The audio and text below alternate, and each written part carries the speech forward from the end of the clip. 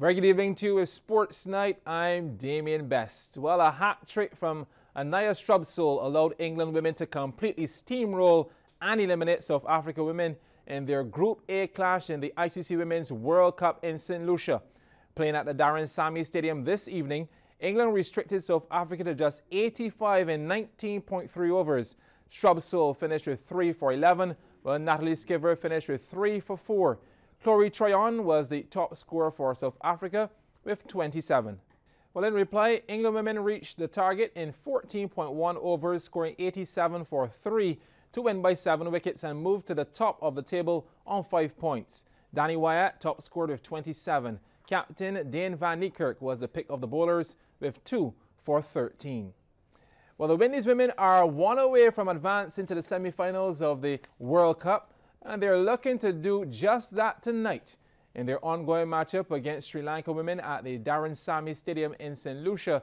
The Windies women have won the toss and are now batting, and after the first over, they're 8 without loss. The action is live on MCTV's ESPN, and also on radio station 94.7 FM. Questionable marking by one of the judges led Barbadian Kimberly Gittins to an unfortunate defeat in her opening bout at the AIBA Women's World Boxing Championships in India this morning. Competing in the women's welterweight 69 kilogram category, Gittins lost to Shakanoza Yususova from Uzbekistan. That's a lot of English there. Well, both boxers were eventually matched after the opening 2 rounds before Gittins landed some solid blows in the 3rd round, which put her in prime position for the win. However, it wasn't to be. Let's watch. Gittins in the blue, Yunusova in the red. Still one more bout to come in our afternoon session after this. Stay with us for more welterweight action. De Silva Ronda of Canada against Rosie Eccles of Wales, but we've still got an important 2 minutes 40 in this contest to determine who'll force their way through to the next round of the welterweight division. Oh, a nice shot from each of the girls there that almost landed simultaneously. As Yunusova, also Shaknoza Yunusova realizes she has to make an impact on Kimberly Gittins' defense. Kimberly Gittins swinging left. Kettlewell, the Australian referee, warning them, straight punches, no side punches, no use of the elbows. The crowd on their feet, exciting 3rd round. Yunusova realizes it's now or never. She has to go all out, gets into a clinch. Kimberly Gittins feels she's done enough to just edge it. I'm not sure either of them will be absolutely certain they'll come out on top of it, but just for me, and again, not as clear-cut as I thought some of the earlier decisions that went the other way to what we thought were, I think Gittins has just been that crisp up. But having said that, Yunusova's finishing this 3rd round strongly. She's landing the punches now, Patrick. The left jab. She probably feels she's done enough work to justify it, but good luck getting this one. I wouldn't envy being a judge. The mouth guards come out of Kimberly Gittins there. Not Kimberly Gittins, actually. It's Yusinova's mouth guard that's popped out. I thought it was Gittins initially. Well, it gives Gittins a time for, get a slight breather. Oh, and she came back with a nice left there. Gittins in another left. Well, that's 2 times she's tagged the Uzbekistani in the final seconds of this one as they both try and finish big and have those 2 late blows from Kimberly Gittins done enough to win the contest.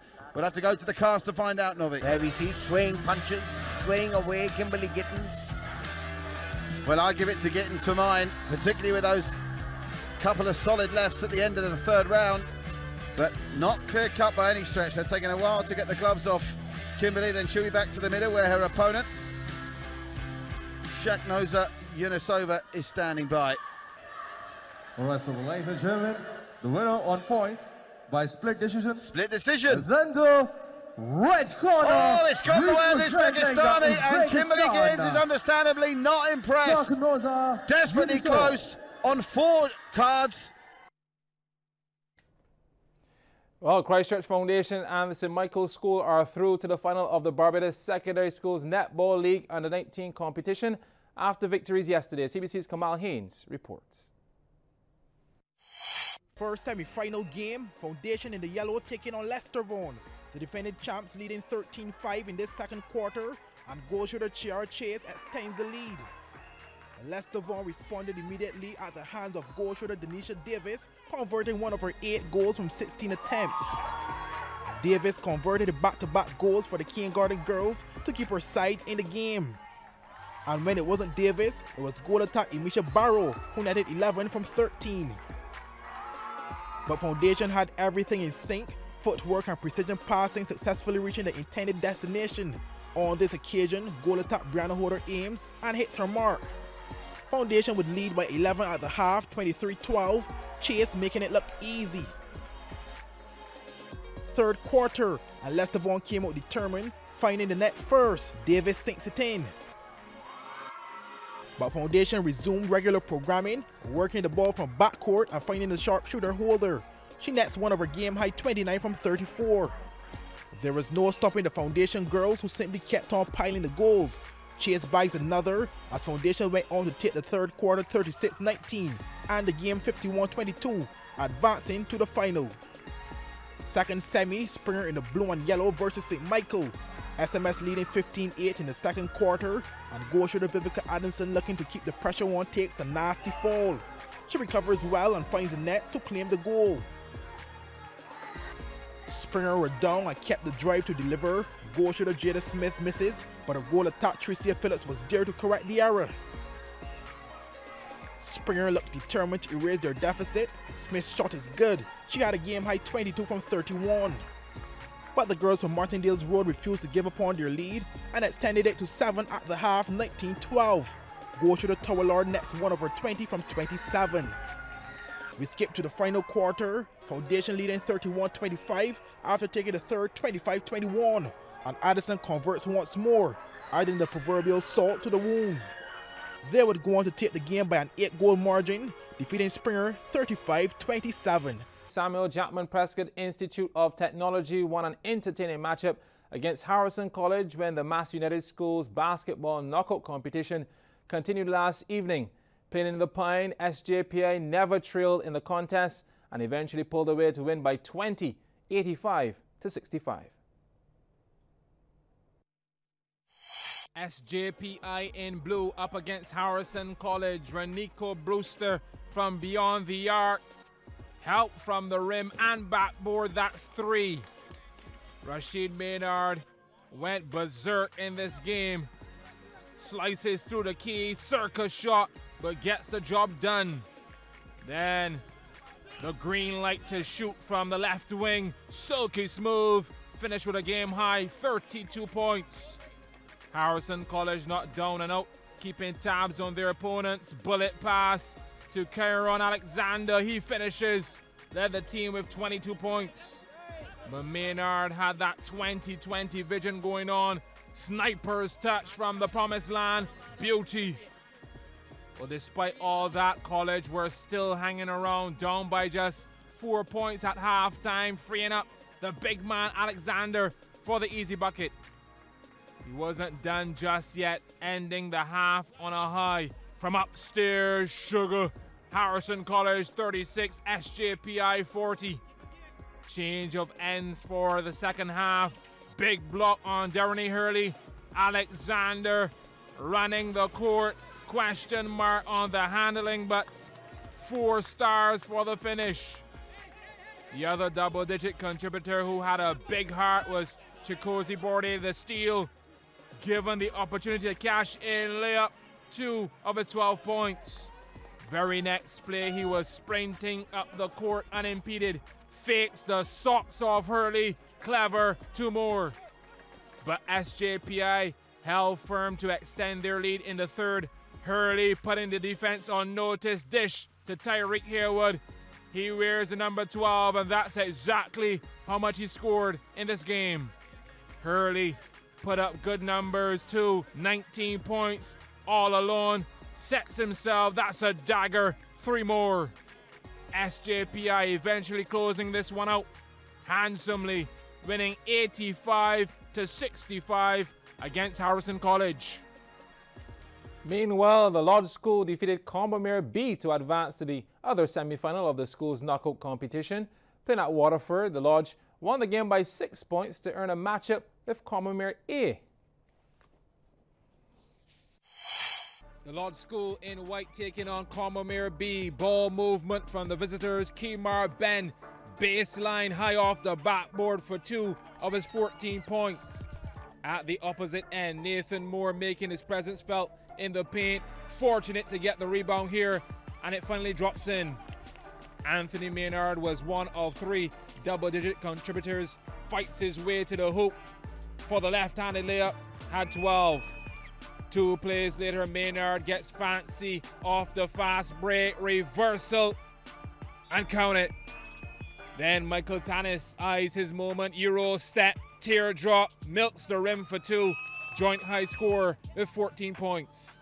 Take nothing away from Combermere B, they kept it close, the rebound, and at the top of the key, unguarded, Money. Justin once again involved in the scoring opportunity underneath the basket. No mistake, joint high, 12 points. Well, let's go second half. The other 12-point contributor for Combermere B was Trey Ward, old-fashioned 2 in traffic. Never mind the body blows. The problem for the hosts was how to stop the Lodge from scoring. Another attack to the interior by Tanis, sweet. And indeed, they would eventually seal the 6-point victory. Look at Tanis catching some air. This one eventually done and dusted. The Lodge 51, Combermere B 45. Staying on court, BW Diamonds staved off a steely charge from BRC Ballers to walk away as champions in the Sir Roy Trotman zone of the Barbados Workers Union netball competition. The finals were contested at the Netball Stadium. Meanwhile, in the Linderbrook zone, Warriors fought off Rapid Response to take that title. CBC's Kamal Haynes reports. Warriors in the fluorescent green taking on Rapid Response. Goal shooter Latricia Busby opens the scoring for her side. Warriors looked the part in the early stages, working the ball up to Busby, who nets on her second attempt. She had a game-high 17 from 23. A Rapid Response worked so rapid with their goals, but goal attack Tristan Dean made sure she kept her side in the game. Dean netted 13 from 20 on the night. Here she is on the attack once more, converting one of them. But Warriors kept a hold on their lead, ending the first quarter ahead by 5, 10-5, and maintaining that same lead at the end of the second, 17-12. We skip to the fourth, where Dean nets first, cutting Rapid Response's deficit down by 1 after trailing 17-23 at the end of the third. Rapid Response found 3 consecutive goals and now only behind by 3 at this stage. But Warriors had all hands on deck and put an end to that possible comeback. Goal attack Tiana Catlin nets one of her 12 from 13. Warriors held on to take the Linderbrook zone, defeating Rapid Response 29-24 to be crowned champions. Now to the big final between BW Diamonds in the sky blue and BRC Ballers. Ballers were out the blocks first, with goal shooter Stephanie Patrick cashing in. Diamonds answered back shortly after, their goal shooter Carrie-Ann Brathwaite converting well. Anybody's game in these early stages, and Ballers were clear with their intentions. Patrick finds the net once more. She collected 29 from 34 on the night. But with Diamond's star player Brathwaite on the court, she was sure to get her side over the first obstacle to lead by 2 at the end of the first quarter, 12-10.